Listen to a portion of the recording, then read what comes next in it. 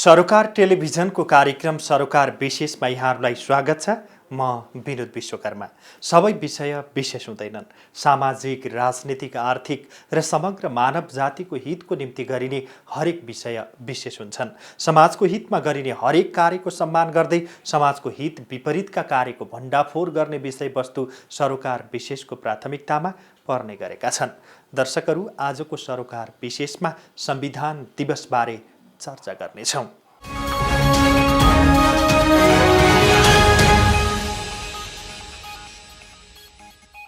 नेपालको इतिहासमा पहिलो पटक निर्वाचित संविधान सभा संविधान दिन नसकेर स्वतः विघटन भयो।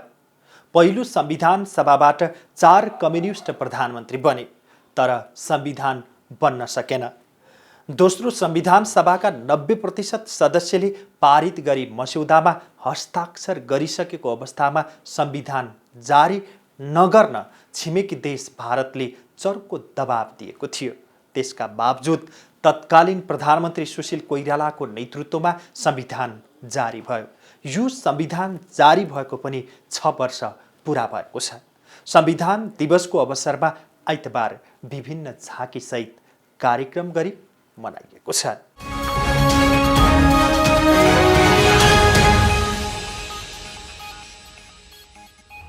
दुई 2062-63 सालको जनआन्दोलनमा सडकमा उत्रिएका जनताको चाहना अनुसार संविधान सभाको गठन गरियो। नेतृत्वको कमजोरीका कारण पहिलो संविधान सभा नै नलेखी विघटन हुन पुग्यो।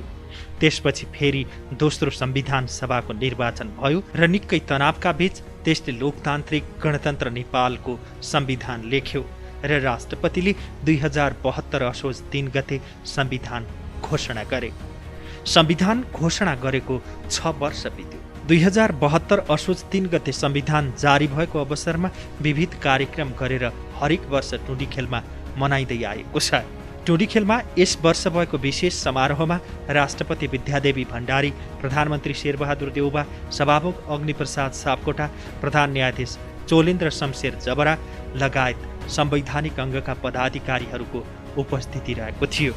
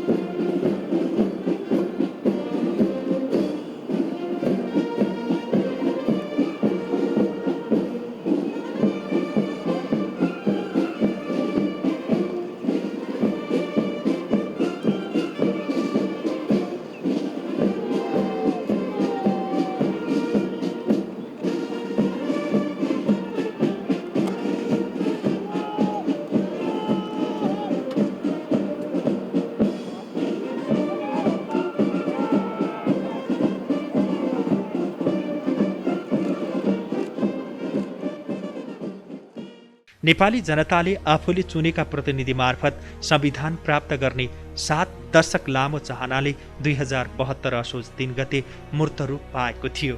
सरकारले संविधान जारी भएको 6 वर्ष पुगेको अवसरमा आइतबार सैनिक मञ्च टुँडिखेलमा विशेष समारोह आयोजना गरेको थियो। संविधान दिवसका अवसरमा संविधान दिवस मूल समारोह समितिले सैनिक मञ्च टुँडिखेलमा विशेष समारोह आयोजना गरेको हो।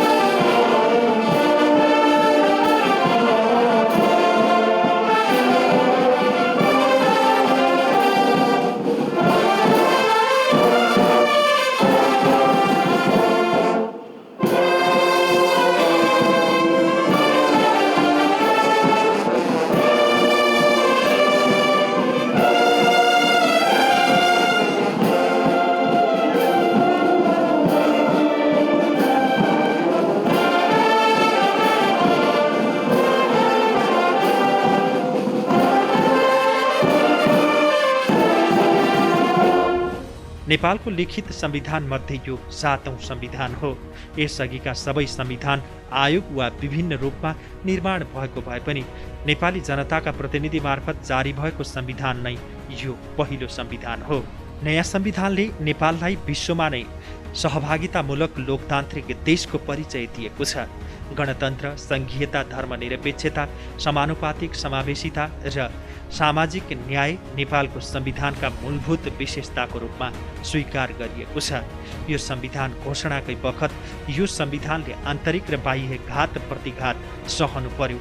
बाह्य दबावको प्रवाह नगरी तत्कालीन प्रधानमन्त्री सुशील कोइरालाले एमाले र माओवादीहरूलाई साथमा लिएर अघि बढेकाले संविधान सभाबाट संविधान घोषणा गर्न सफलता मिलेको थियो। त्यसबेला संविधान घोषणा रोक्न भारतले खुल्लमखुल्ला दबाव दिएको थियो। 35 भाग र 308 धारा रहेको संविधानका विभिन्न धारा उपधारामा नेपालीका उन्नति र हक हित कसरी संरक्षण गर्न सकिन्छ भन्ने प्रावधानहरू राखिएका छन्। संविधान दिवसको अवसरमा प्रधानमन्त्री शेरबहादुर देउवाले यो दिवसलाई महत्त्वपूर्ण रूपमा मनाइएको र नेपालीको चाहना यस संविधानले पूरा गरेको देउबाको भनाइ छ। यस्ता परिवर्तनका लागि भएका सङ्घर्षमा शारीरिक, भौतिक, आर्थिक र मनोवैज्ञानिक क्षति बेहोर्नु भएका व्यक्ति तथा बेपत्ता योद्धाहरूलाई उच्च सम्मानपूर्वक स्मरण गर्न चाहन्छु। साथै प्राकृतिक विपद कोभिड-19 महामारीबाट अकालमा ज्यान गुमाउनु परेका नागरिकहरूप्रति श्रद्धासुमन व्यक्त गर्दछु। 7 दशक लामो राजनीतिक आन्दोलनको क्रममा परिवर्तनका अग्रपन्थीमा रही नेतृत्व गर्नुहुने अग्रजहरू तथा समस्त नेपाली दिदीबहिनी दाजुभाइहरूप्रति उच्च सम्मान व्यक्त गर्दछु। नेपालको संविधानले अमर शहीदहरूको सपना, नागरिकको आकांक्षा र हाम्रो भविष्यलाई एकाकार गरेको छ। संविधानको सफल कार्यान्वयन गर्दै मुलुकमा विकास, समृद्धि, स्थायी शान्ति कायम गर्न हामी सबैको साझा लक्ष्य हो। विधिको शासन अवलम्बन गर्दै मुलुकमा दृढ शान्ति कायम गर्ने र समृद्धिको लक्ष्य हासिल गर्नका लागि संविधानको पूर्ण पालना र कार्यान्वयन अपरिहार्य छ। नेपालको संविधान जारी भएको आजका दिन हामी सबै नेपाली नागरिकको विशिष्ट राष्ट्रिय पर्व हो। आज कोभिड-19 विश्वव्यापी महामारीबाट मानव जाति आक्रान्त बनेको छ। यस विश्वव्यापी महामारीबाट नेपाली नागरिकको जीवन रक्षा गर्न नेपाल सरकारको मुख्य प्राथमिकताको विषय हो। यसमा सरकार पूर्ण रूपले प्रतिबद्ध एवं क्रियाशील रहेको छ। आगामी चैत मासान्तभित्र खोप लगाउन योग्य सबै नेपाली नागरिकलाई निःशुल्क रूपमा कोभिड-19 विरुद्धको पूर्ण खोप लगाउने लक्ष्य सरकारले लिएको छ। आदरणीय दाजुभाइ तथा दिदीबहिनीहरू, नागरिकको लामो सङ्घर्ष बलिदानबाट बनेको संविधानबाट निर्मित संविधानको रक्षा, संविधान सभाबाट निर्मित संविधानको रक्षा एवं यसको कार्यान्वयनमा हामी प्रतिबद्ध छौँ। राजनीतिक परिवर्तन प्रतिको नेपाली नागरिकको चाहना यस संविधानबाट संस्थागत भएको छ। यसको सफल कार्यान्वयनबाट आर्थिक र सामाजिक रूपान्तरण गरी समृद्धिको मार्गतर्फ अघि बढ्नु हामी सबैको साझा सङ्कल्प हो।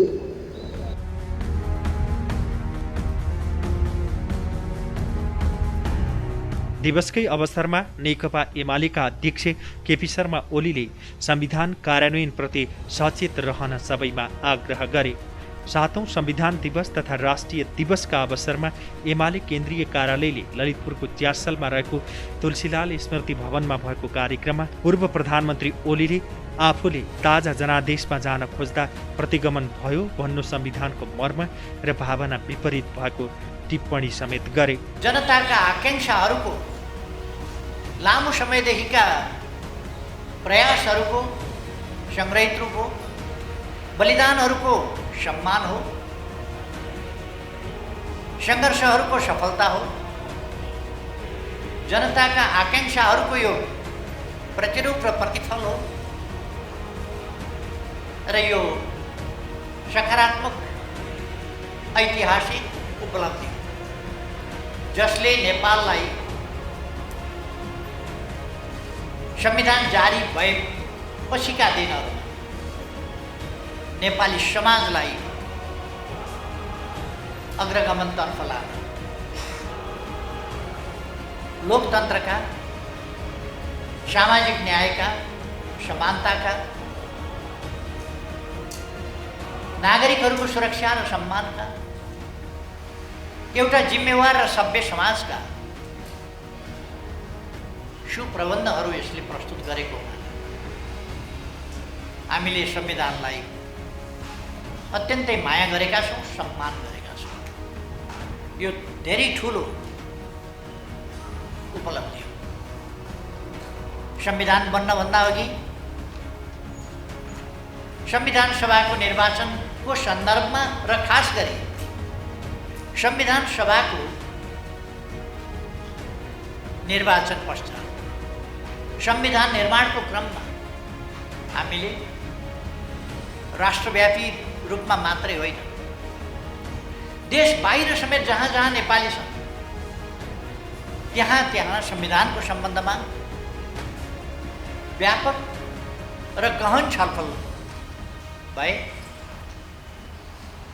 व्यापक रूपमा जनस्तरमा छलफल भए, बौद्धिक क्षेत्र र सबै क्षेत्रहरूमा, सामाजिक जीवनका सबै क्षेत्रहरूमा संविधान सम्बन्धमा बहस छलफल भयो, चिन्तन मनन भयो। विभिन्न देशका संविधानहरूसँग तुलनात्मक अध्ययन गरिए र ती तुलनात्मक अध्ययनको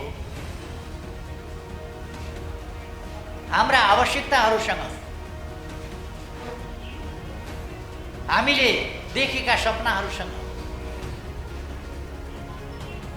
हाम्रा आन्दोलनले परिलक्षित गरेका गन्तव्यहरूसँग सम्बन्धित बनाएर राष्ट्रिय अन्तर्राष्ट्रिय अनुभव, विगतका पनि संवैधानिक अनुभव, जनप्रतिनिधिहरू समेत सम्मिलित भएर बनाएको वा राजाले सोझै दिएको अथवा संविधानको प्रारूपको रूपमा मात्रै सुरु भएको अथवा संविधान नै नभएको,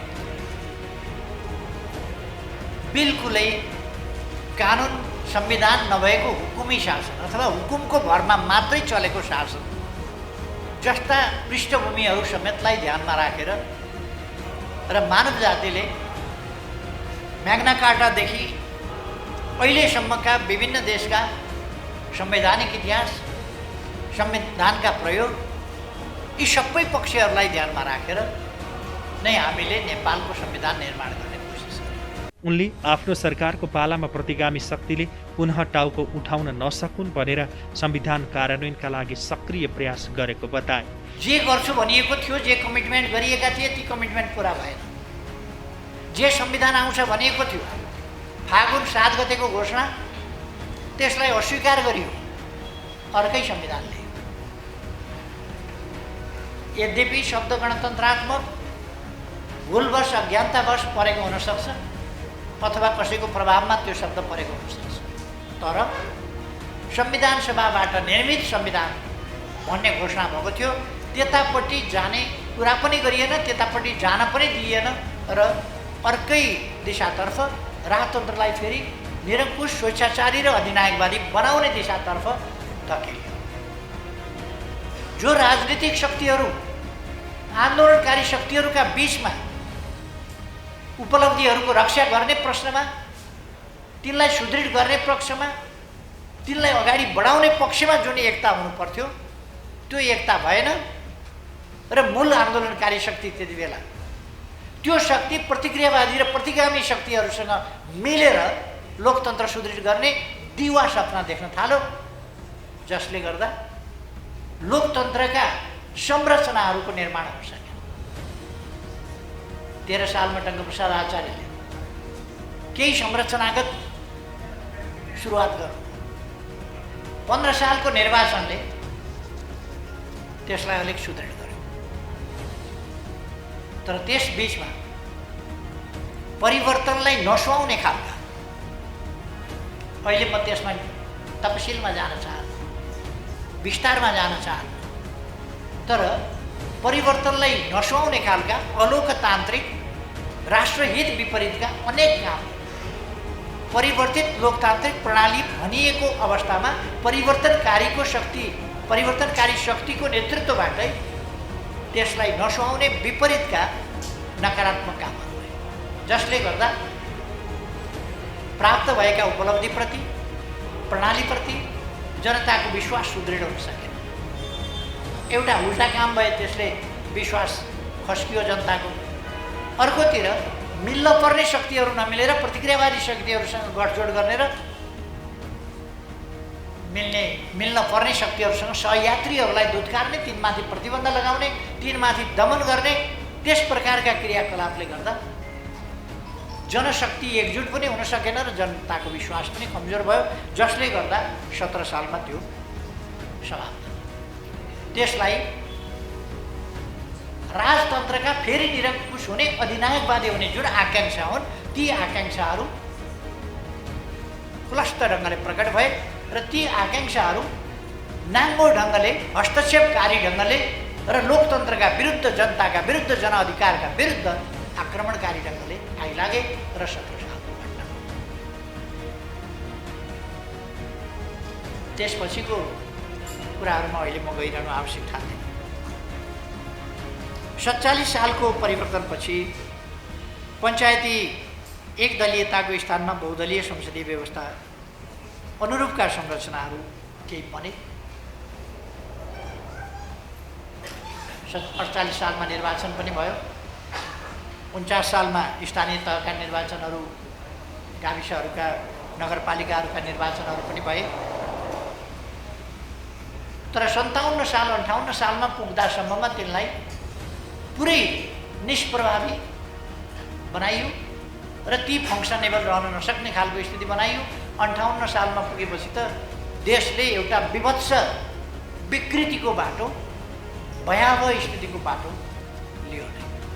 अध्यक्ष ओलीले सामाजिक जीवनका सबै पक्षको सबलीकरण, शिक्षा, स्वास्थ्य, रोजगारी, आवास जस्ता विषयलाई संविधानले मौलिक हकमा समावेश गरेकाले यो संविधान उत्कृष्ट भित्र पर्ने बताउँदै यस संविधानले केन्द्रीकृत सामन्ती शासनलाई विकेन्द्रीकृत गर्दै वास्तविक अधिकार पालिकासम्म लगेको तथा स्थायित्व र समृद्धिको दिशामा मार्गदर्शन गरेको बताए। हामी संविधानले निर्दिष्ट गरेका संस्थाहरू, लोकतान्त्रिक मूल्य मान्यताका संस्थाहरू, विश्वव्यापी मूल्य मान्यताका संस्थाहरूलाई तदनुसार सम्मान गर्छौँ, सम्मान गर्न चाहन्छौँ र हेर्न चाहन्छौँ कि त्यस्ता संस्थाहरू सबै सम्मान। हामी चाहन्छौँ निर्वाचन आयोगले आफ्नो निर्वाचन आयोगको संवैधानिक कानुनी कर्तव्यको निष्पक्ष ढङ्गले पालना गरोस्, दबावमा, करकापमा कुनै हिसाबले होइन। हामी त्यो चाहन्छौँ। हामी चाहन्छौँ सभामुखको गरिमामय निष्पक्ष रहनुपर्ने आसनबाट जालझेल षड्यन्त्र नहोस्, पार्टी पक्षधरता नहोस्, कुनै पार्टीका विपक्षमा सभामुखबाट, त्यस सम्मानित कुर्सीबाट, त्यस चेयरबाट अशोभनीय खालका विभेदकारी व्यवहार नहोस्। हामी त्यो चाहन्छौँ। त्यस्तो हुँदै गयो भने सम्मानित संस्था भनेर मात्रै पुग्छ। ती संस्थाहरूले आफ्नो मर्यादा कायम गर्न सक्नुपर्छ, त्यस अनुसारको आचरण गर्न सक्नुपर्छ, त्यस अनुसारको निष्पक्षता र कानुनसम्म चल्ने धर्म निर्वाह गर्न सक्नुपर्छ। अवश्य नै हामी संस्थाहरू मर्यादित हुन् भन्ने चाहन्छौँ, तर मर्यादित उहाँहरू आफूले पनि त्यस पदको अनुसारको आचरण र मर्यादा गरिदिनुहोस् भन्ने हाम्रो भनाइ। एमाले संसदीय दलका उपनेता सुभाष निम्माङले संविधान निर्माण गर्दा बृहत रूपमा छलफल भएको स्मरण गर्दै सङ्घीय लोकतान्त्रिक गणतन्त्रात्मक संविधानका सारभूत पक्षमा अहिले कुनै परिवर्तन गर्न आवश्यक नभएको बताए। संविधान सभाका अध्यक्ष समेत रहेका नेमाङले विगतका संविधान राजा र शासक भएको स्थितिमा वर्तमान संविधान सार्वभौम सत्ता सम्पन्न नागरिकका प्रतिनिधिले बनाएको हुँदा यो पृथक र फरक रहेको तर्क गरे। नेमाङले केपी ओली सरकार ढाल्न भूमिका खेल्नेहरूले मेडल पाएको टिप्पणी गरे। केपी ओलीको सरकार जनताको जनादेशबाट होइन, सर्वोच्च अदालतको परमादेशबाट स्थापित गरेर, पहिले अदालतको आदेशबाट स्थापित सरकार छ। हामीले सम्पूर्ण विमतिहरूका बावजुद सर्वोच्च अदालतको आदेशलाई मान्यता दियौँ, हामीले कार्यान्वयन गऱ्यौँ र यहाँसम्म आइपुगेका छौँ। त्यो सरकारलाई स्थापित गर्ने र परमादेशबाट सरकार स्थापित भएको घोषणा गर्ने अदालतका सम्बन्धित मान्य न्यायाधीशहरू त्यो सरकारको विरुद्धमा मुद्दा दर्ता गर्नको लागि सम्पूर्ण पहल प्रयास गर्ने मुद्दावालाले त्यसका पक्षहरू उहाँहरूले मेडल पाउनुभएछ। महत्त्वपूर्ण मेडल। एकजना साथी दिल्लीमा हुनुहुन्थ्यो, दिल्लीबाटै पार्टी पुर्याउन भूमिका खेल्नुभयो, उहाँले पाउनुभएछ। दुईजना नेताहरू यहीँ रहेर क्रियाशील हुनुहुन्थ्यो। उहाँका परिवारका महत्त्वपूर्ण सदस्यले मेडल पाउनुभएको छ, कसैले मरणोपरान्त पाउनुभएको छ। म व्यक्तिगत रूपमा यसमा कुनै टिप्पणी गर्दिनँ। मैले भन्न खोजेको र देखाउन खोजेको कुरा के छ भन्दा हाम्रो पार्टीको सरकारको विरुद्धमा, केपी ओलीको सरकारको विरुद्धमा मुद्दा लगाउने साथीहरूले मेडल पाउनुभएछ। सँगसँगै त्यो मुद्दामा भूमिका निर्वाह गर्नुहुने कानुन व्यवसाय मित्रहरूले मेडल पाउनुभएछ। सँगसँगै र त्यसै गरेर अरू ढङ्गले भूमिका निर्वाह गर्नुहुनेहरूले समेत मेडल पाउनुभएछ। र त्यसमा त्यो मुद्दाको फैसला गर्ने संवैधानिक इजलासमा बस्नुभएका न्यायाधीशज्यूहरूले मेडल पाउनुभएछ। यसमा म यस्तै भएको भनेर म आरोप लाउँदिनँ। म त्यस्तो पहिले पनि चाहन्छु, तर मैले अघि नै भने पानी चितुवा गरायो, उहाँले सिँगारी हरायो भने जस्तै यो जुन कार्य भयो, यो आज संविधान दिवसकै दिनमा सुन्नुपर्दा यो बेठी भयो भन्ने मलाई लाग्यो। म यहीँबाट आफ्नो कुरा सुरुवात गरेँ। म मान्य न्यायाधीशज्यूहरूलाई आदर गर्छु, उहाँहरूलाई मान्य न्यायाधीशको रूपमा मान्ने मान्छे हुनु। त्यसैले यो कार्यक्रम मार्फत, तपाईँको मार्फत म उहाँलाई आग्रह गर्छु, यस्तो सन्देश जान दिनु हुँदैन। यहाँले तुरुन्तै यो दिएको मेडललाई हामी अस्वीकार गर्छौँ भनेर अस्वीकार गरेको घोषणा गरिदिनुहोस्। मेरो मान्य न्यायाधीशज्यूहरूलाई यो आग्रह छ। भूकम्पको धक्कासँगै संविधान आयो, तीनै तहको चुनाव भयो। जनतामा अब त केही हुन्छ कि भन्ने आश पलाउनु स्वाभाविकै थियो। फेरि विश्वव्यापी कोरोना महामारीको चपेटामा गुज्रनु पर्यो। त्यसमा पनि जनताले सहे, धैर्य गरे। तर राजनीतिक दलका नेताहरूको अकर्मण्यता र असहिष्णुता देखियो। व्यक्तिगत हित अहितका लागि संविधान र व्यवस्थामाथि नै आक्रमण गर्न अग्रसर भए।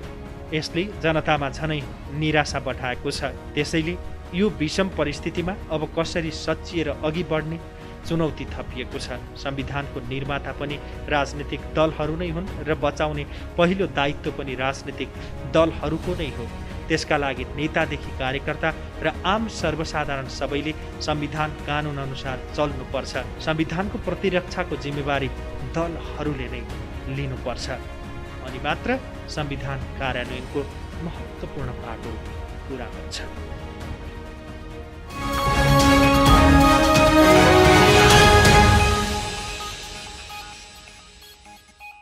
दर्शकहरू, आज हामीले सरोकार विशेषमा संविधान दिवसबारे तयार पारिएको सरोकार विशेष प्रस्तुत गर्यौं। कार्यक्रम सरोकार विशेषमा हामी समाजका तिता मिठा यथार्थबारे जानकारी दिन उपस्थित हुनेछौँ। आजलाई कार्यक्रम सरोकार विशेष यति नै। सम्पूर्ण युनिटलाई बिदा दिनुहोस्। हेर्दै गर्नुहोला सरोकार टेलिभिजन। नमस्कार।